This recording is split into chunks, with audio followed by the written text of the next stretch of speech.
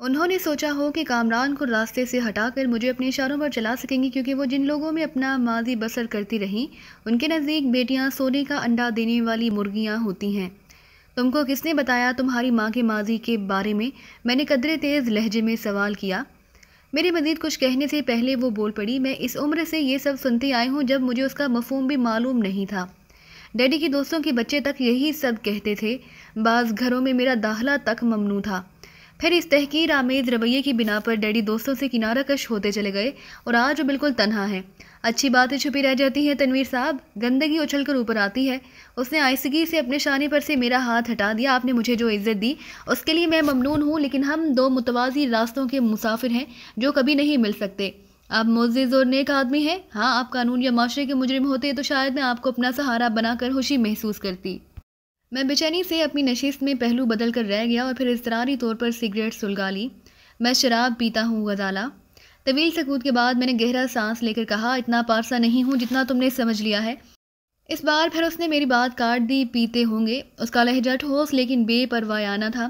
آپ جیسے مصروف کاروباری لوگوں کو لیے اپنی بے شمار الجھنوں سے فرار کے لیے شاید اس کی ضرورت رہتی ہے۔ آپ کو کوئی شرابی نہیں کہہ سکتا۔ شرابی تو صحیح معنوں میں وہ ہوتا ہے جو بیوی کا زیور بیچ کر بوتل خریدتا ہے، پی کر آپے سے باہر ہو جاتا ہے اور گھر پہنچنے کی بجائے کسی کوڑا دان کو اپنا بستر سمجھ کر وہیں دراز ہو جاتا ہے۔ میں کسی ایسے آدمی کو شاید خوشی سے اپنا لوں، کیونکہ میں امی اور ڈیڈی کی سازشیں ناکام کر دوں گی۔ ان سے کامران کی دیوانگی کا انتقام لینا چاہتی ہوں۔ ایسے بدمست اور بے مایہ داماد سے بھلا وہ کیا لے سکیں گے؟ میں لاجواب ہو گیا۔ بظاہر سیدھی سادھی اور معصوم نظر آنے والی اس لڑکی کے خیالات بہت پختہ تھے۔ اسے اچھی طرح معلوم تھا کہ اسے کس موقع پر کیا کہنا چاہیے۔ زندگی کے پرہیچ راستوں کے بارے میں اسے خاصی معلومات حاصل تھی۔ اس کے اس نئے روپ سے مجھے ایک انوکھی سی راحت بھی ملی تھی کہ وہ بالکل ہی نوحیز ذہن کی مالک نہیں بلکہ اپنے گرد و پیش پر گہری نظر رکھتی تھی۔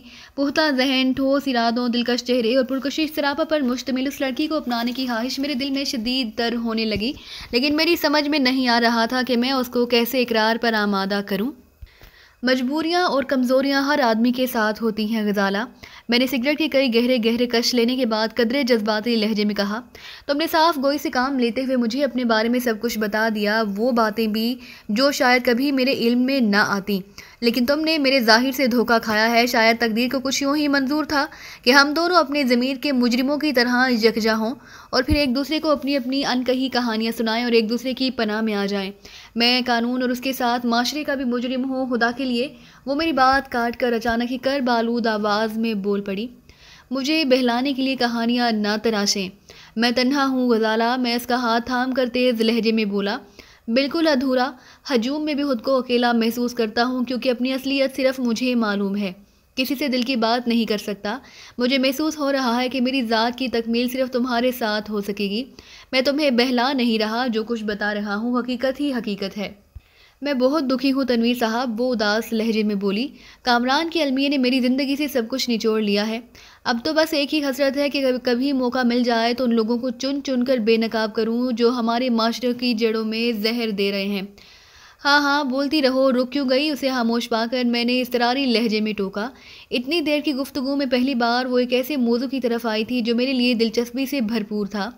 کامران میرے سامنے ہے، اس لیے میں اس کے حوالے سے سوچتی ہوں، وہ پرخیال لہجے میں بولنے لگی، لیکن اس جیسے نہ جانے کتنے ہوں گے جو بھول میں یا دانستہ نشے کے ہاتھوں برباد ہو گئے۔ میرا بس چلے تو ان سب کو سنسار کر دوں جو دولت کی ہوس میں نشہ آور چیزوں کا گھناؤنا دھندا کرتے ہیں۔ کالج کے فنکشن میں نے پہلی بار سرگرمی سے حصہ لیا، کیونکہ اس میں انسدادی منشیات پر مذاکرے کا پروگرام بھی شامل تھا۔ اگر ایسے حریص لوگوں کا پتہ صاف ہو جائے تو پھر کسے چرس، افیم اور کوکین مل سکے گی؟ اپنی زندگی میں اگر کسی ایک آدمی کو بھی اس جرم میں پکڑوا سکی تو میں سمجھوں گی کہ میں نے اپنا مقصد پا لیا۔ میں گہرا سانس لے کر لے گیا، پھر سب سے پہلے مجھے سزا یاب کراؤ۔ اس بار وہ بری طرح چونکی۔ کیوں؟ اس لیے کہ میں قانون اور معاشرے کا مجرم ہوں، میں نے گھمبیر مسکراہٹ کے ساتھ کہا۔ یہ اعتراف میں کسی کے سامنے نہیں کر سکتا، لیکن تمہیں یہ جان کر حیرت نہیں ہونی چاہیے کہ میں بھی منشیات فروش ہوں۔ آپ جھوٹے ہیں، میں نہیں مان سکتی، وہ بے یقینی کے انداز میں بڑبڑائی۔ آپ اس وقت جذبات کی رو میں بہکے ہوئے ہیں اور ہر قیمت پر مجھے اپنانے پر تل گئے ہیں، اسی لیے نہ کردہ گناہوں کا بوجھ اپنے سر تھوپنے پر آمادہ ہیں۔ لیکن آپ بھول گئے، ورنہ شاید کسی قتل کا اعتراف کرتے۔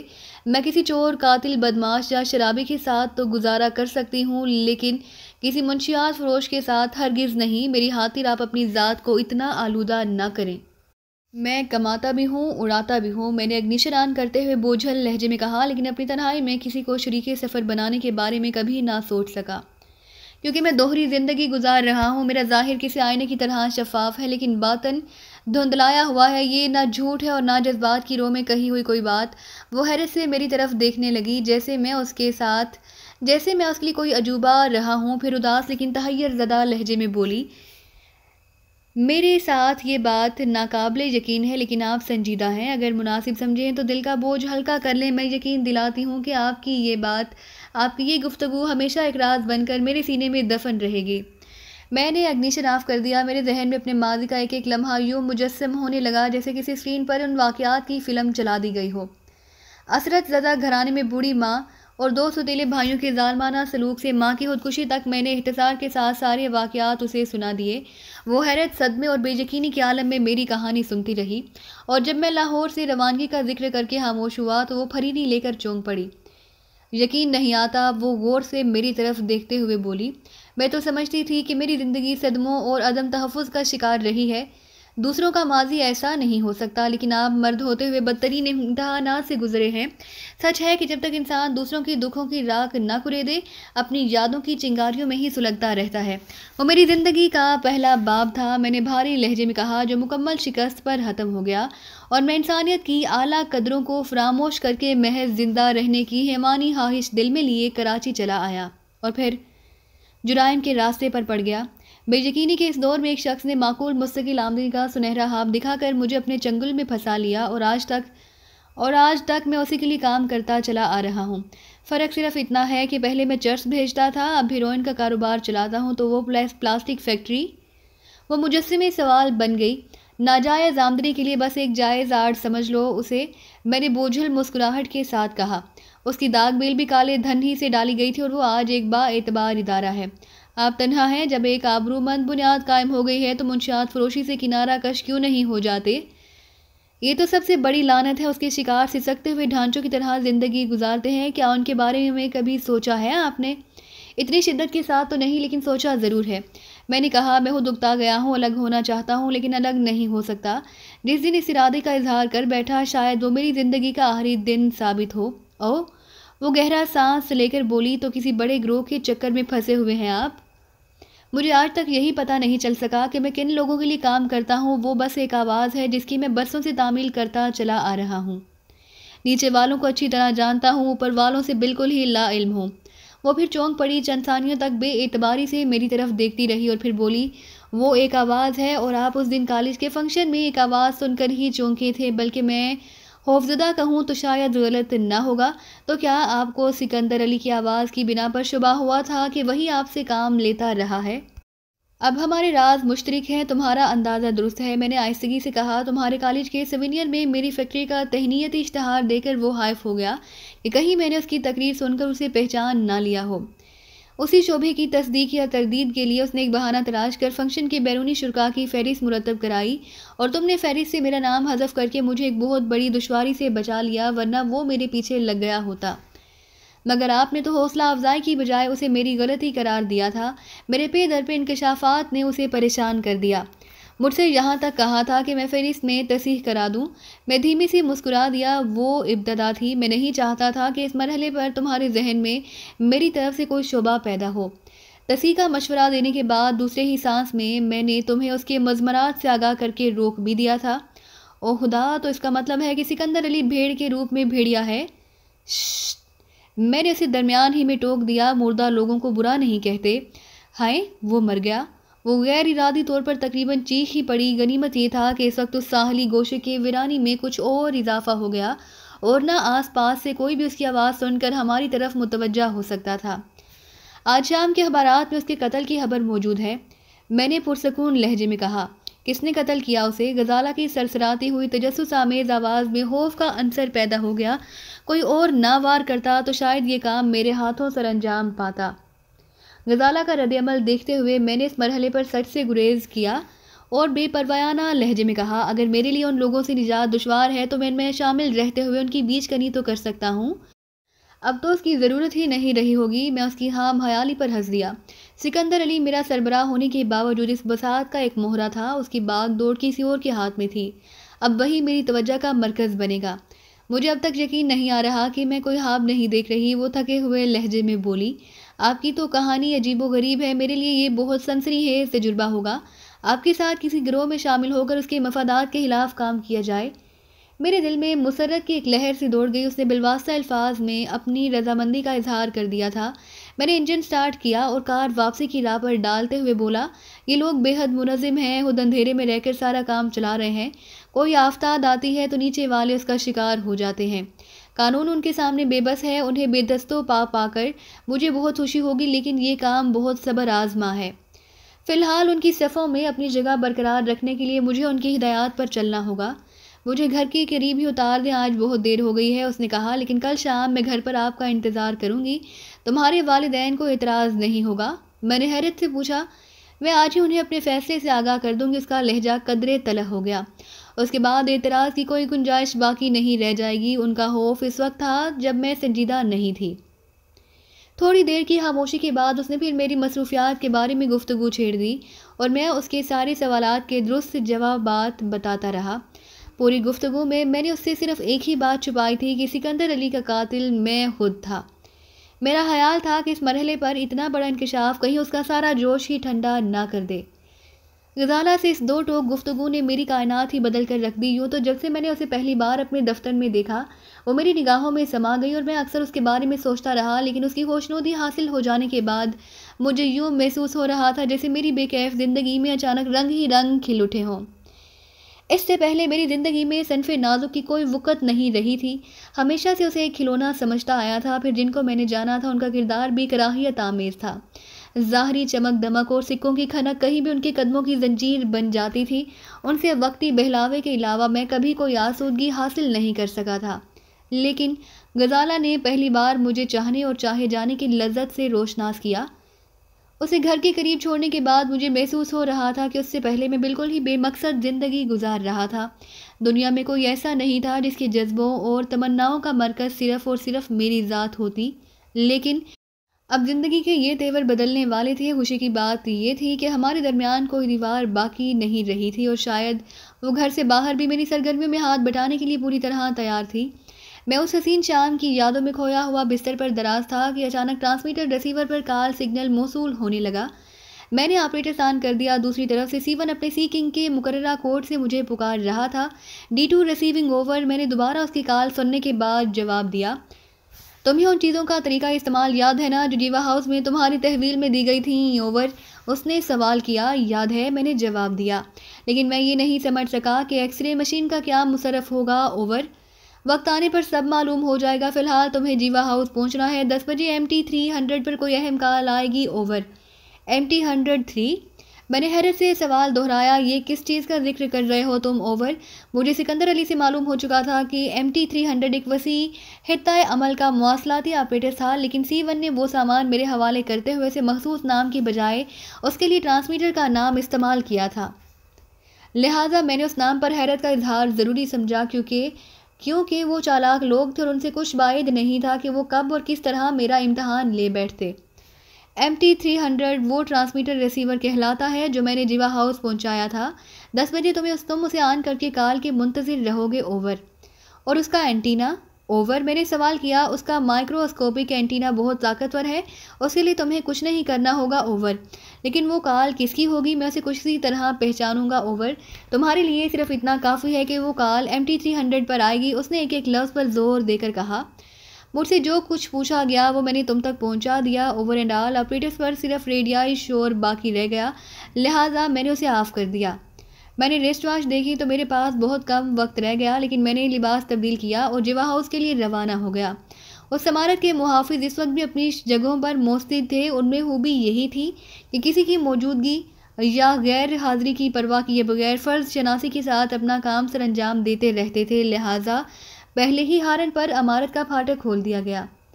कार पोर्च में छोड़कर मैं इमारत में दाखिल हुआ और कमरा नंबर 3 का कफल खोलकर बदिक्कत तमाम फ़ोटो सेल की जद से बचकर अंदर दाखिल हो गया। मुझे उस हिफाजती आले की तंजीम का इल्म था। لہٰذا میں تو اس کی زد سے بچنے میں کامیاب ہو گیا، لیکن مجھے پورا یقین تھا کہ بے خبری میں اندر داخل ہونے کی کوشش کرنے والا کوئی بھی شخص اس سے نہیں بچ سکتا تھا۔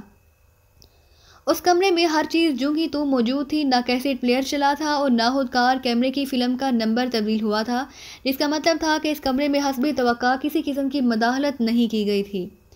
میں سگریٹ سلگا کر کمرے میں موجود سامان کا جائزہ لینے میں مصروف ہو گیا۔ خودکار کال ریکارڈ C1 اپنے ہاتھوں سے MT300 سے منسلک کر گیا تھا، لیکن اس طاقتور آپریٹس پر کسی رابطے کے آغاز سے پہلے اسے آن نہیں کیا گیا تھا۔ اس آلے میں یہ خوبی تھی کہ اگر اسے آپریٹس کے ساتھ آن کر دیا جاتا تو MT300 پر پیغام وصول ہوتے ہی ریکارڈ چل پڑتا اور 3 منٹ بعد خود بخود رک جاتا۔ اس طرح میری غیر موجودگی میں بھی ان آلات پر میرے لیے ہدایات چھوڑی جا سکتی تھی۔ ٹھیک 10 بجے میں نے دھڑکتے دل کے ساتھ آپریٹس آن کر دیا۔ وزنی آہنی آلے پر مختلف علامتی روشنیاں نمودار ہوتے ہی بند کمرے کی محدود فضا میں ریڈیائی لہروں کا دھیما دھیما شور گونجنے لگا۔ مجھے یقین تھا کہ اس بار تنظیم کے بڑوں میں سے کوئی مجھ سے مخاطب ہونے والا تھا اور یہ میرے لیے ایک نیا شگون تھا۔ B1 calling for D1 over. کچھ ہی دیر بعد ریڈیائی شور میں ایک دھیمی اور سپاٹ مردانہ آواز ابھری، جس کا ایک ایک لفظ واضح تھا۔ D1 ریسیونگ سر، اوور۔ میں نے دھڑکتے دل کے ساتھ بٹن دبا کر اپنا جواب نشر کیا۔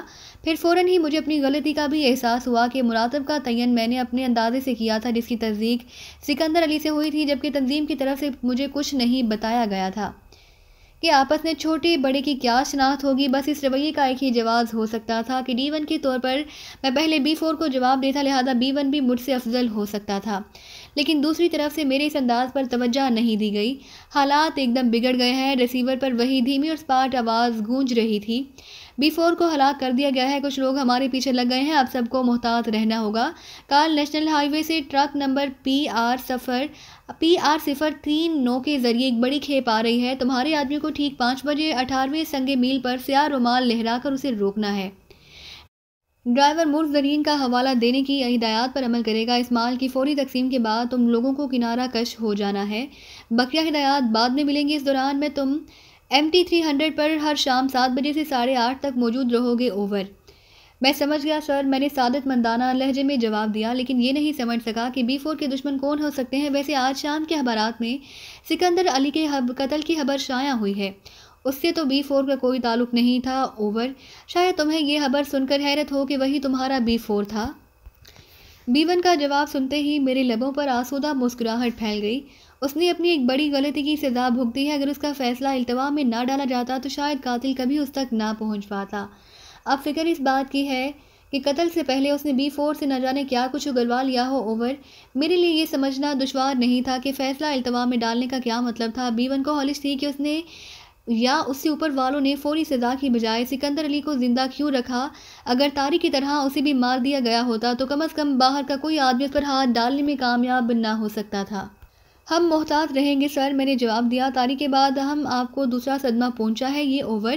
طارق معمولی آدمی تھا، لہجہ قدرے بگڑ گیا، اس کا صحیح وقت پر صحیح فیصلہ کر لیا گیا تھا۔ B4 کی اہمیت کسی فوری فیصلے میں مانع رہی۔ بہرحال ان باتوں سے تمہارا کوئی تعلق نہیں۔ تم اپنے کام سے کام رکھو۔ حالات کی نزاکت کے پیش نظر تمہیں فوری طور پر اختیارات دیے جا رہے ہیں۔ اب تم براہ راست میرے تابع ہوگے۔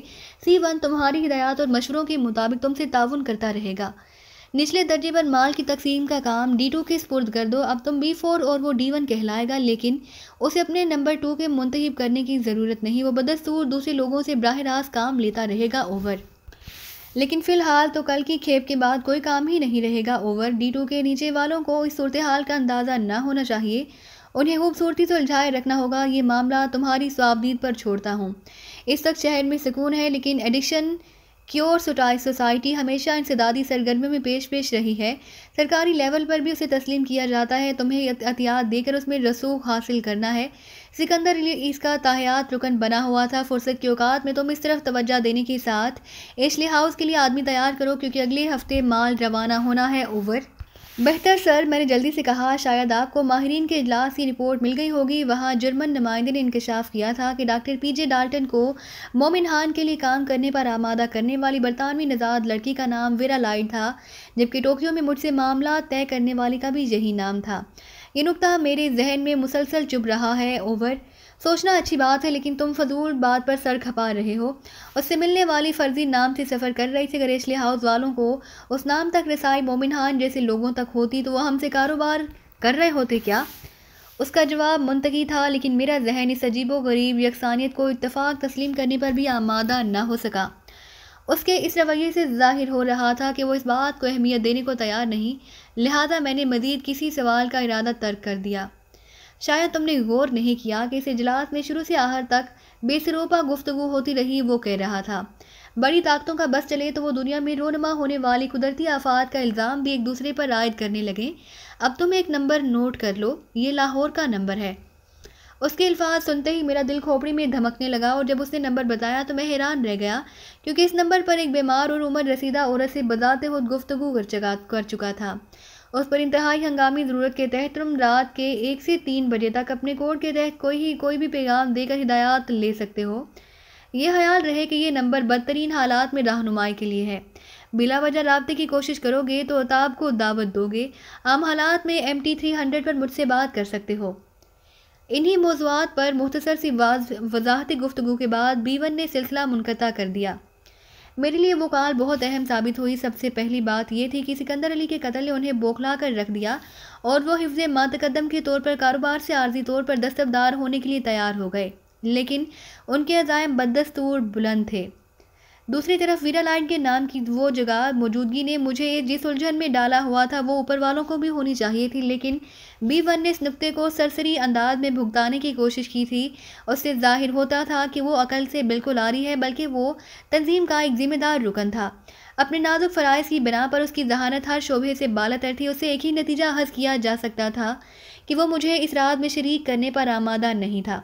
वीरा लाइड और उसकी सरगर्मियाँ इस वक्त मेरे लिए सानवी नोयत की थीं। फौरी अहमियत इस बात की थी कि उन लोगों का तरीक़ाकार बतदरीज सामने आता जा रहा था। शहर में बाहर से माल की तरसील बराह रास्त B1 की जिम्मेदारी थी। शहर पहुंचने तक ड्राइवर को भी इल्म न होता कि दूसरे माल में छुपाई हुई हीरोइन कहाँ पहुंचानी है, बल्कि मुझे तो ये भी मालूम नहीं था कि ड्राइवर को कुछ खास थैलों का इल्म तो हो सकता था, लेकिन ये मालूम ना हो रहा था कि वो बालाई इलाके से उन थैलों में क्या लेकर चला है। फिर शहर से 18 मील पर C1 के आदमी ड्राइवर से मिलकर किसी महफूज मुकाम पर माल के थैले हासिल कर लेते और उन्हीं में से कोई वो माल जेवा हाउस में जहांगीर के हवाले कर देता। एक तरफ पुलिस, आबकारी और दूसरे सरकारी महकमों की जद से महफूज रहते हुए ये गैर कानूनी मशागल जारी थे, और दूसरी तरफ एडिक्शन क्योर सोसाइटी जैसे नेक नाम इदारों में घुसकर सरकारी और निजी रुझानात पर कड़ी निगाह रखी जा रही थी। मुझे महसूस हो रहा था कि गजाला मेरे साथ मिलकर इस सूरत हाल से लुत्फानंदोज़ होगी, और उसके साथ मिलकर मैं इस तंजीम में आखिरकार ऐसे मनसब तक पहुंचने में कामयाब हो जाऊंगा जहां मेरे एक इशारे पर सारा निज़ाम दरहम बरहम होकर रह जाएगा। तो दोस्तों, ये थी हमारी आज की कहानी। उम्मीद करते हैं कि आपको ये वीडियो पसंद आई होगी, लेकिन जाने से पहले हमारी वीडियो को कीजिए लाइक और शेयर करना मत भूलिए, और इसी के साथ कमेंट करके हमें बताइए कि आपको ये कहानी कैसी लगी। और अगर अभी तक आपने इस चैनल को सब्सक्राइब नहीं किया तो इस चैनल को कीजिए सब्सक्राइब और बेल आइकन दबाकर ऑल नोटिफिकेशन ऑन कर लीजिए।